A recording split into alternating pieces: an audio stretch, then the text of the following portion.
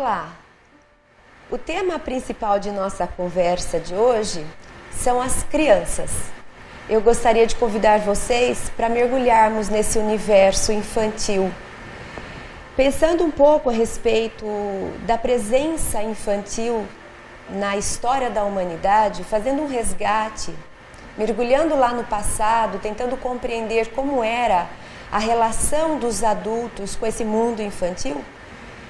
Nós temos muitas surpresas, e surpresas não muito agradáveis, justamente pela forma como o universo adulto entendia e se relacionava com as crianças. Na antiguidade e também na Idade Média e também nos séculos mais próximos do nosso momento presente, a infância ela não era muito valorizada ou nem muito conhecida. Ela era tida como uma etapa da vida humana em que o ser humano se encontrava inútil, porque ele não podia colaborar com a vida adulta, não tinha condições de praticar nenhum tipo de tarefa, não tinha conhecimentos ainda suficientes para promover algum tipo de atividade útil e consumia os recursos. Então, uma criança, até os anos 1900, inclusive o início de 1900, as crianças eram tidas como esses membros necessários para que o futuro acontecesse, porque o adulto precisava ter passado pela infância, mas era um período indesejado, porque não trazia nenhuma contribuição. Então, por muito tempo, a humanidade não valorizou, não entendeu, não conheceu realmente como era importante ou como é importante a infância na vida de um ser humano. É muito recente esse olhar mais atento. São de algumas décadas o interesse autêntico para esses estudos mais profundos a respeito da psique infantil, do desenvolvimento infantil. Para termos uma ideia de como era o tratamento às crianças lá em séculos atrás, as crianças elas eram vistas com um olhar de talvez desvalor, porque não era possível de enxergar qual a utilidade desse período da humanidade, do ser humano. Então as crianças elas eram consideradas como um peso necessário. Eu preciso carregar essa criança até ela se tornar um adulto. Porque ao ser adulto, aí sim ela vai poder colaborar, contribuir. E enquanto ela não se torna adulto, ela é só um mal necessário que nós precisamos aguentar. Ela consome nossos recursos, ela come muito, ela precisa de um ambiente e ela não tem nada a oferecer. Então era muito comum naqueles períodos de miséria, de muita escassez, que as crianças elas fossem, por exemplo, enviadas como colaboradores de navios, por exemplo, na época das grandes navegações. As famílias disponibilizavam, porque era menos gente em casa para comer e a criança era então vendida para ser servidor dentro das embarcações, porque ela era menor, não tinha tanto peso, não consumia tanto quanto um adulto, então era conveniente, as crianças eram colocadas nessas embarcações para servir de serviçais mesmo, de serviços gerais. Outras situações também gritantes, descritas pela história da humanidade como verídicas, realmente aconteceram, Por exemplo, um relato, quando as crianças nasciam, elas eram muito pequenininhas, o recém-nascido, elas não tinham praticamente importância para a família como de um adulto. Então, na hora do banho, que já não era frequente, nós sabemos disso, quanto mais para trás a gente vai, mais escassos eram os banhos. Então, lá na Europa, por exemplo, temos relato de que os banhos aconteciam 1 ou 2 vezes no ano. E nesse dia do banho, quando acontecia, a família ela era uma família maior do que a família nuclear que nós temos hoje, ou seja, morava na mesma residência avós, tios e primos, então era uma família grande. E no dia do banho se preparava lá uma grande banheira e todos da família tomariam banho naquela mesma água. Era uma mesma banheira que servia para todos. E existia uma ordem, veja que curioso. A ordem era do mais importante para o menos importante. Então, quando o pai, que era esse patriarca, o grande patrocinador e que trazia promoção para a família, porque era ele que provia aqueles bens necessários, ele era o primeiro. Então começava do mais velho e desse homem, que era o patriarca, e a partir daí os outros membros vinham nessa sequência. Na sequência de idade, sempre o homem com privilégio sobre as mulheres. E o último a tomar banho era o bebê. Então o bebê tem uma frase que costuma, virou até um brocardo popular, que se perdeu o bebê na água da banheira, né? Por que se perde o bebê na água da banheira? Porque essa banheira, essa água, ela já estava tão escura depois desse banho de muitas pessoas que fazia quase um ano que não tomavam banho, que realmente quando era a vez do bebê, se bobear, a gente perderia o bebê naquela água escura. Agora vamos imaginar, nós que hoje conhecemos a respeito de bactérias, de fungos e de outros seres micro-organismos, imagine esse bebê que ainda não tinha resistência, imunidade e anticorpos. O que acontecia depois que tomava banho? Muita era a chance de que esse bebê viria a falecer, justamente porque desenvolveria algum tipo de infecção ou algum tipo de doença. Então aí eles acreditavam ainda mais que o banho era algo muito perigoso, porque normalmente se adoecia depois desse banho, pela ignorância a respeito dos micro-organismos. Mas imagine hoje se a gente faria isso com uma criança. E muitos outros relatos das rodas, de rejeitados, quando as crianças eram depositadas nessas rodas.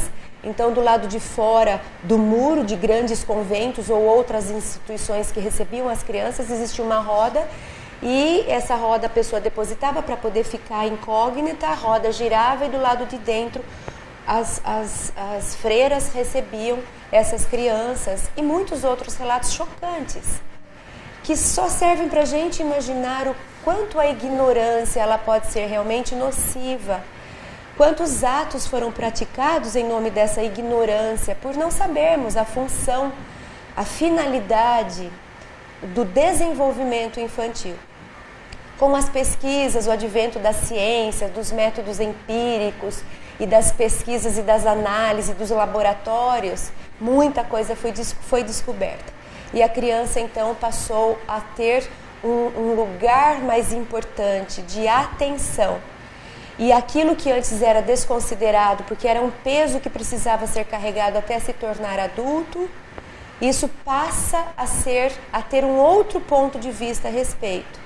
Porque esse adulto tão esperado para fazer boas contribuições com a humanidade, ele estaria sendo fortemente influenciado pela criança que foi.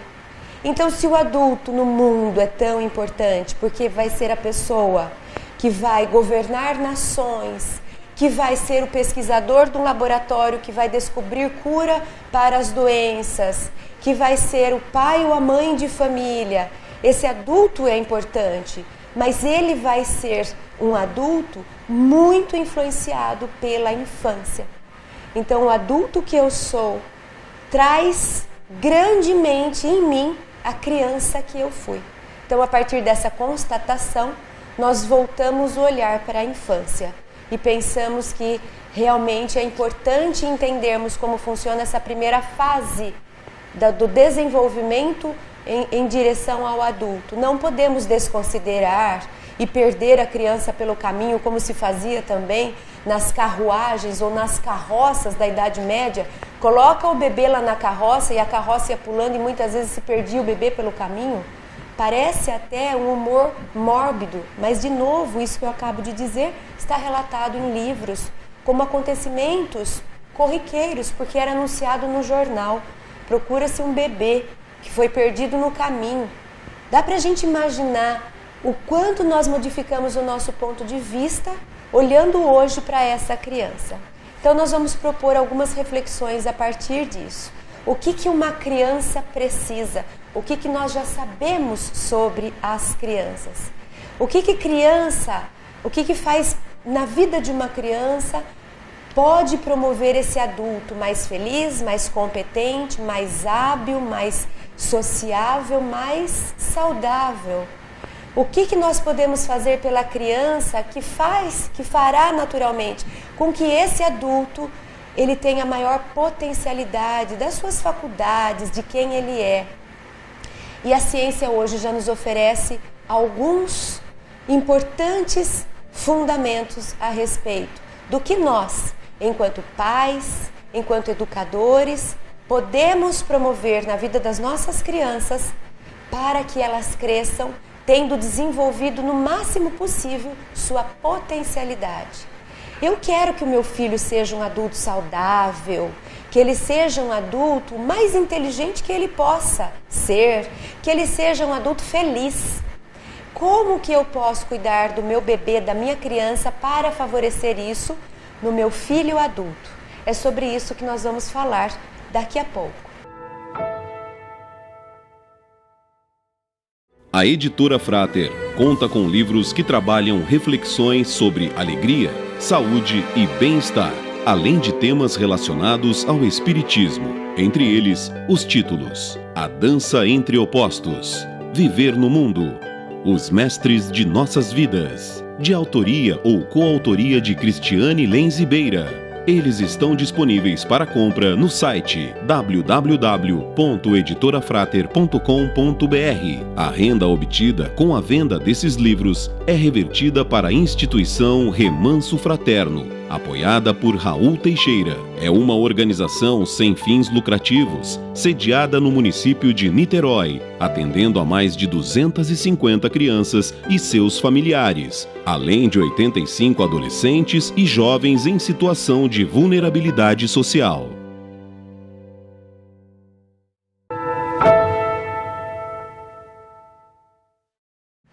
Estamos hoje conversando sobre criança, sobre esse ambiente infantil e sobre a importância que o olhar atento para o desenvolvimento infantil pode promover no desenvolvimento do nosso mundo, da nossa sociedade.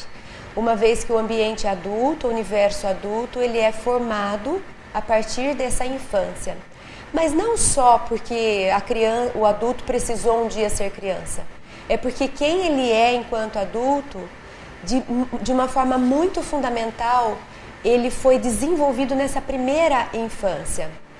Basta dizer que pesquisas científicas demonstram que, por exemplo, a nossa capacidade cognitiva, isso quer dizer o quanto eu posso raciocinar, o quanto eu me sinto inteligente, o quanto eu tenho bom desempenho na forma racional de pensar, de ler, de aprender, de fazer contas, de elaborar um pensamento lógico, essa minha habilidade de adulto, ela foi quase que 90% formada do 0 aos 3 anos de idade. Como que eu posso imaginar que uma criança de 0 a 3 é um ser que está lá e nem sabe que existe, nem se deu conta de si?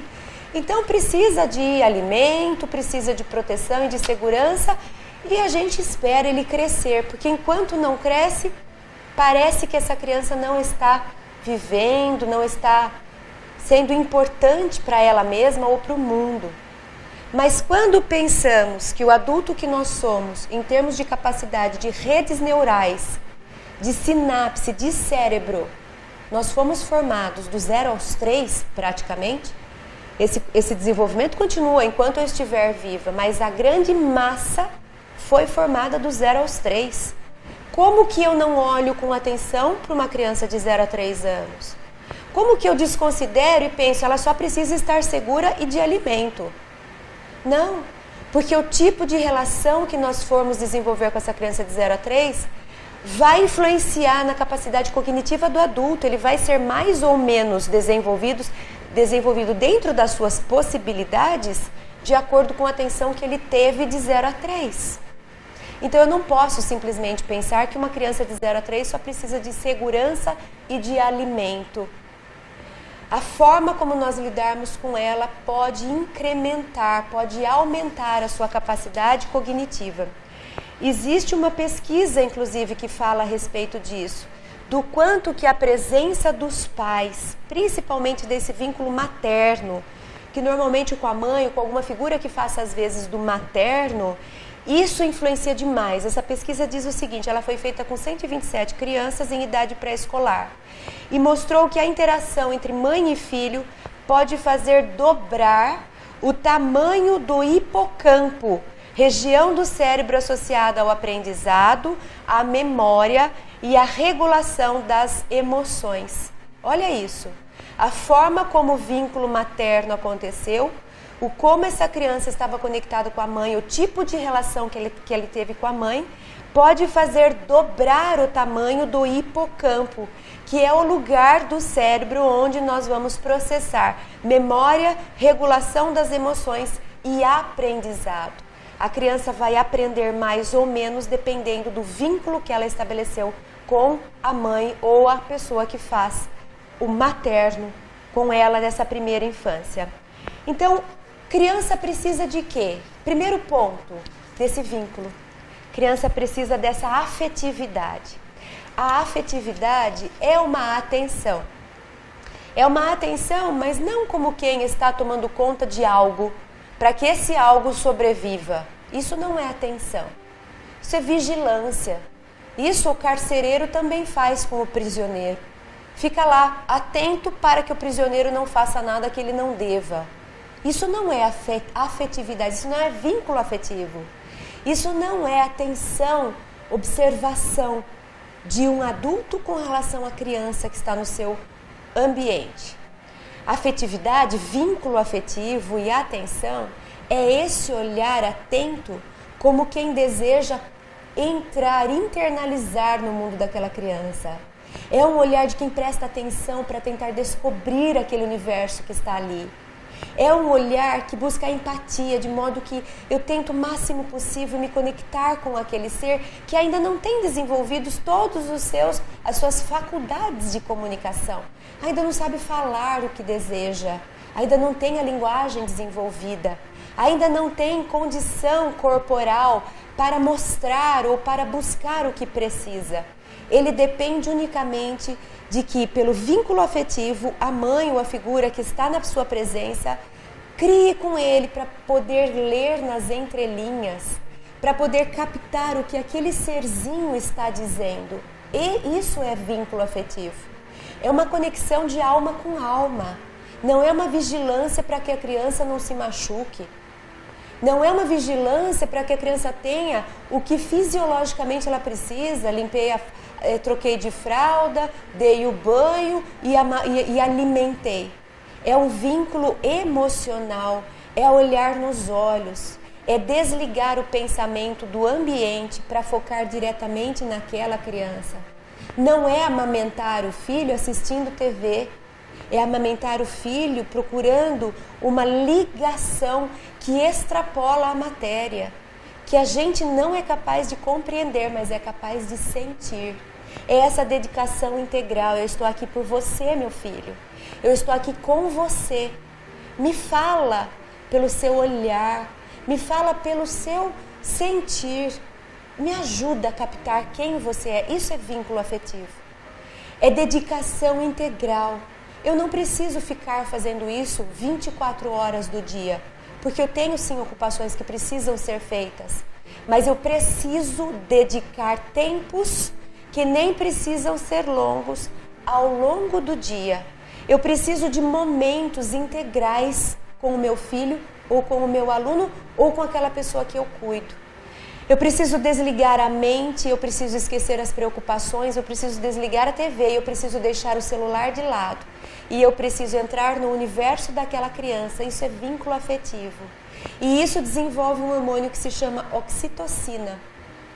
A oxitocina, ela aparece nos momentos, ela é um pico hormonal, é um pico que aparece nos momentos de maior amor. Aparece na hora do amor, da troca do amor entre marido e mulher, mas em especial no momento de maternidade e de paternidade.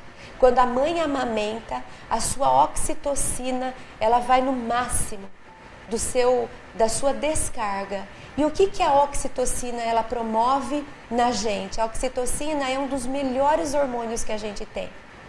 Ela descarrega na gente sensações como saúde, bem-estar, alegria, prazer, amor.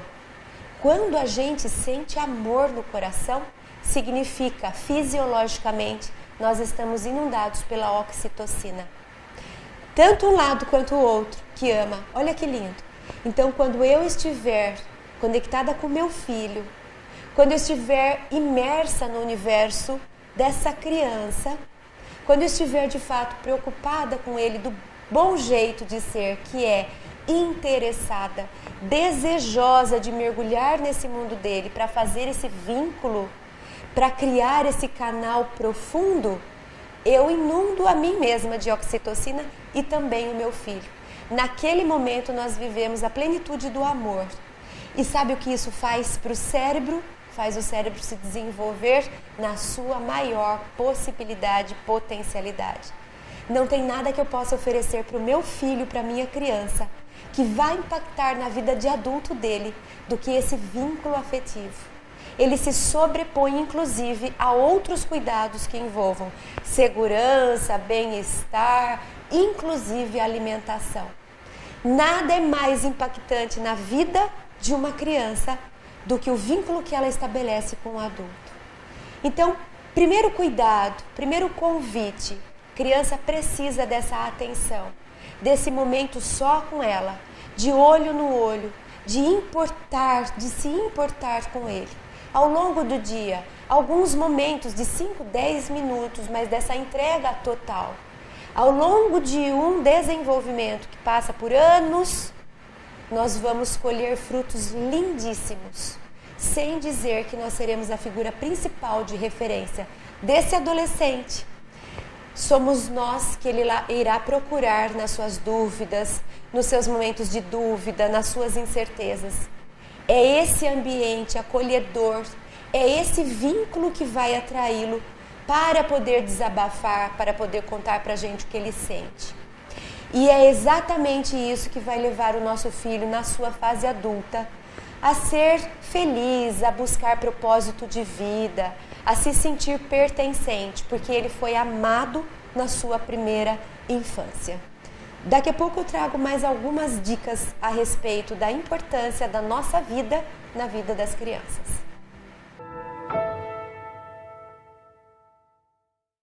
A Editora Frater conta com livros infantis e infanto-juvenis que trabalham diversos temas, como autoconhecimento, empatia, felicidade, entre eles, como é difícil escolher, erramos, e agora?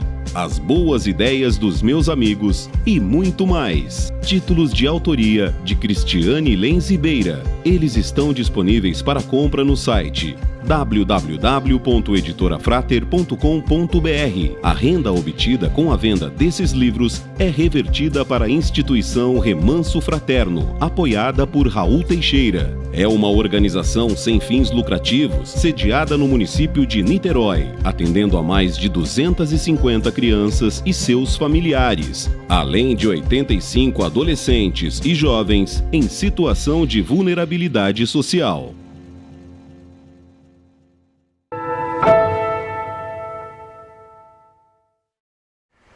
Estamos aqui conversando sobre as crianças, que na minha opinião é um dos assuntos mais gostosos da gente conversar e refletir. E estamos falando a respeito do que realmente importa na vida dessa primeira infância, do 0 aos 3 e depois um pouquinho até os 6. E um dos pontos principais, quando nós temos crianças nessa idade, de 0 a 3 em especial, mas também estendendo aos 6 anos, um dos pontos fundamentais é a questão do laço afetivo, do vínculo afetivo, do quanto nós entrarmos na vida dessa criança integralmente, e isso quer dizer ser autênticos, eu realmente me importo com você, eu estou aqui, criança, filho, aluno, integralmente, eu não estou prestando atenção em outras coisas nesse momento que eu estou com você. Você me importa, eu preciso saber quem é você, quais são suas necessidades. Criar vínculo afetivo, oferecer amor e carinho, é diferente de oferecer mimo. A proposta não é mimar, não é fazer para a criança tudo o que ela deseja, não é encher a criança de brinquedos, não é fazer para ela tudo o que ela deseja. Porque isso, a criança ainda não sabe o que para ela é bom.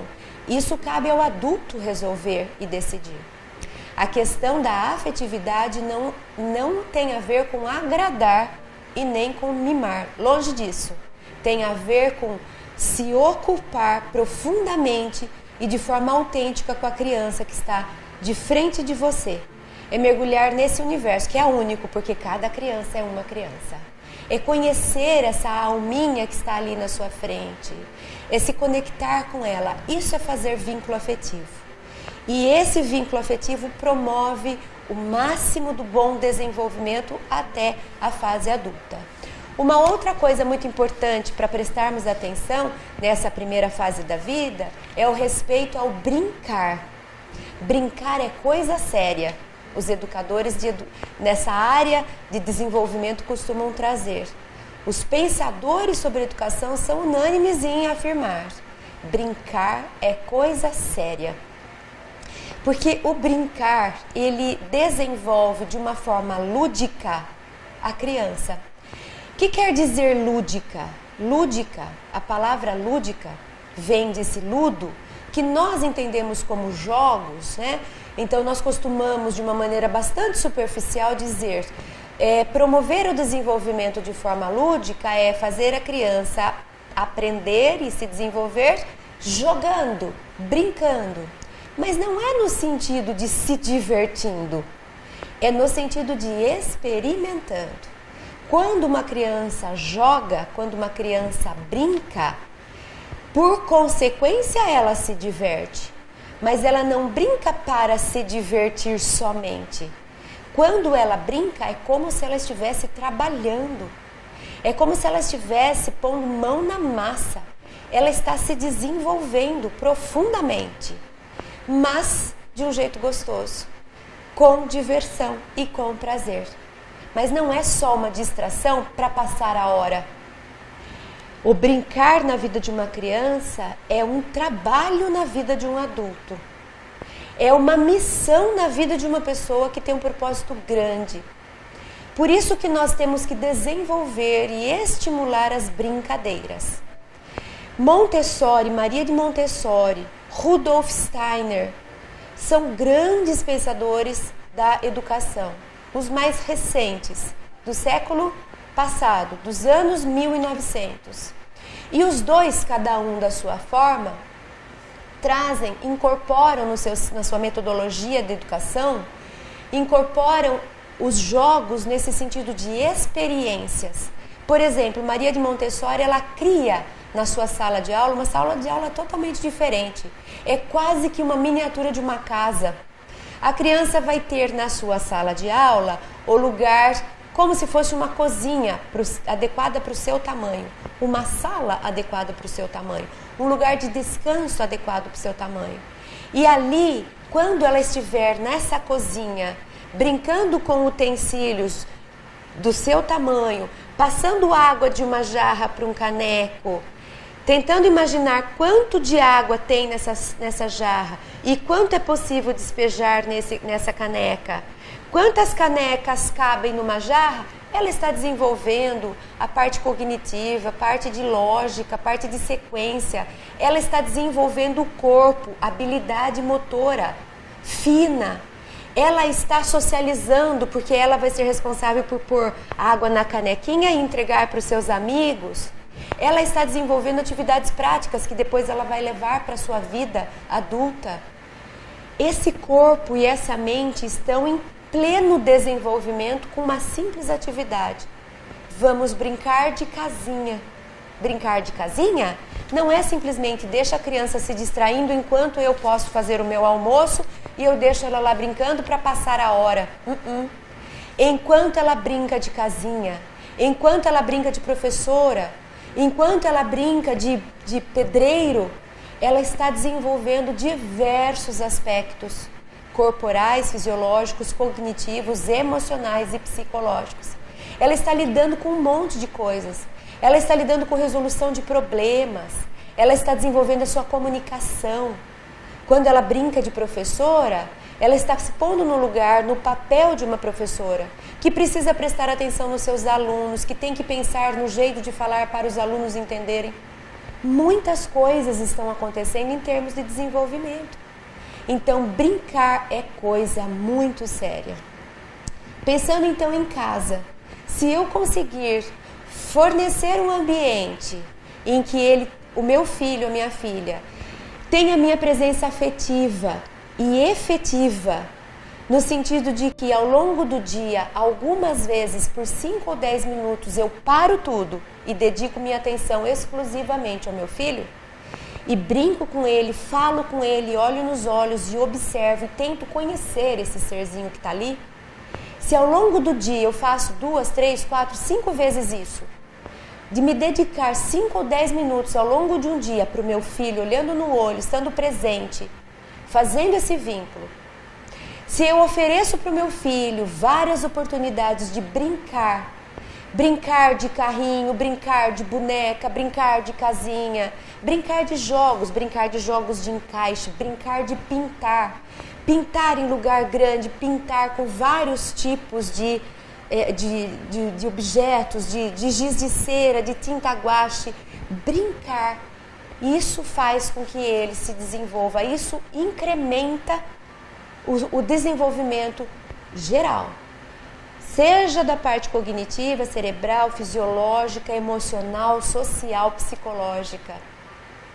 Olha quanto que eu posso fazer pelo meu filho para contribuir para que ele se desenvolva de uma forma mais efetiva e potencializada possível. Isso é um ambiente de segurança. Quando a gente fala a criança precisa de segurança, a criança não precisa de um cercadinho para que ela não se machuque. Não é isso. Pode ser que isso seja necessário? Pode. Mas lá no fundo o que a gente está dizendo, a criança precisa ser observada, a criança precisa ser participada, a criança precisa sentir que ela importa, a criança precisa sentir que está sendo cuidada. E a criança precisa, nesse ambiente preparado para ela, ter opção, ter ambiente e liberdade para brincar. Um ambiente em que ela tenha a possibilidade de se exercitar, de pintar, de trocar de coisas de lugar, de encaixar, de treinar, de carregar, de tirar uma coisa do lugar, de pôr uma coisa no lugar. Tudo isso é desenvolvimento infantil. E quando essa criança entrar na escolinha para ser alfabetizada, nós vamos ouvir assim da professora: nossa, como ele aprende rápido. Nossa, como ele se desenvolve de uma maneira fácil. Eu nem preciso dizer muito. Nossa, ele está muito bem. Meu Deus, como essa criança flui no seu desenvolvimento. E nós vamos escutar lá na frente, na adolescência, das pessoas que lidam com nossos filhos adolescentes. Nossa, que adolescente tranquilo você tem. Nossa, que adolescente participativo, interessado. Nossa, parece que as coisas fluem para esse adolescente. E nós vamos ver o nosso filho adulto lá na frente e vamos perceber que ele está bem resolvido, que ele é feliz, que ele tem bem-estar, que ele faz o que ele gosta, que ele resolve os próprios problemas. Não é tão difícil nós conseguirmos atingir a idade adulta sendo suficientemente saudáveis, completos, plenos, alegres, conscientes. Mas é preciso que essa atenção para a primeira infância seja efetiva. É isso que nós ainda estamos conquistando. É isso que ainda não é divulgado para a grande maioria de nós. Nós ainda temos resquícios daquele passado, quando a gente perdia a criança na carroça pelo caminho, quando a criança ficava para tomar o banho na última da fila e depois morria com alguma infecção. Quando criança não era convidada para fazer parte dos quadros, porque criança não tem tanto valor. Vamos fazer uma pintura, mas quem que vai pintar uma criança? Para que nós vamos pintar uma criança? E basta olhar, fazer uma pesquisa para observar quantos quadros de crianças na antiguidade nós temos. Quantas esculturas de crianças eram feitas. Criança era desconsiderada até crescer, porque a gente não entendia que a criança, que o adulto que cresceu, foi crescido porque foi atento na sua infância. Então, não vamos pensar só nessa fase adulta, vamos entender que a gema preciosa de um adulto, ela se encontra lá na sua primeira infância. Eu deixo então esses convites. Sim, é importante a segurança, mas mais importante é a minha conexão com a criança, é o vínculo afetivo, é olhar com atenção e é oferecer para as crianças estímulos de brincar.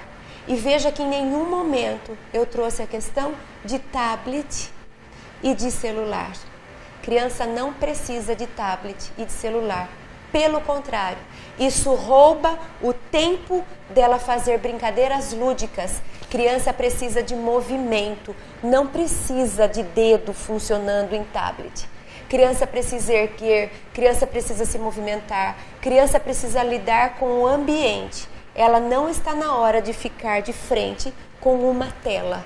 Então, mais possibilidades de brincar, mais nossa presença afetiva e efetiva com as crianças. Esse é o melhor investimento no nosso filho ou aluno do futuro, quando ele se tornar um adulto.